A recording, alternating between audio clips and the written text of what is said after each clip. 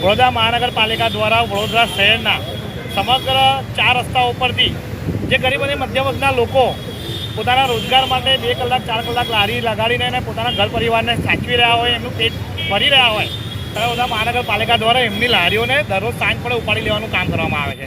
ત્યારે વડોદરાના સંગમ વિસ્તારમાં દરરોજ સાંજ પડતા વોર્ડ ઓફિસર દ્વારા કોર્પોરેશનના ઇશારે આમની લારી ના લગાડવા દેવા માટે દબાણ કરવામાં આવે છે. પણ મુખ્ય સવાલ એ છે કે આ લોકોને ફક્ત ગરીબોના દબાણ જ દેખાય છે. અમીરોના ગુલાબરૂપી દબાણ કોર્પોરેશન દ્વારા છાવરવામાં આવે છે અને ગરીબોના કાંટારૂપી દબાણોને કોર્પોરેશન આગળ ધરીને તોડી દે છે.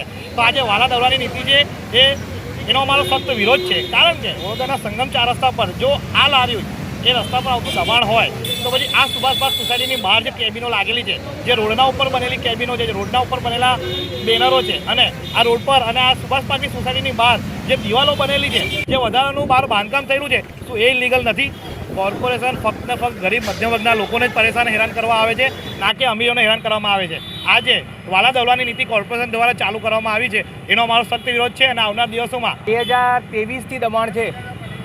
અને આ રોડ ઉપર જો તમે બોર્ડ લગાડો છો અને કેબિન લગાડી છે, આવા જવાનો રસ્તો થવો જોઈએ ને. કેબિન કોઈ દિવસ અને સોસાયટીના ગેટની અંદર હોવી જોઈએ, બહાર ના હોવી જોઈએ. સંગમ 4 રસ્તા સુભાષ પાર્કની બહાર. તમે રજૂઆત કોને કરી? વોર્ડ ઓફિસ 6માં અમે રિટર્ન કમ્પ્લેન આપી છે. 2 વખત રિટર્ન કમ્પ્લેન આપી છે. ના, ગુલ લાલવાની.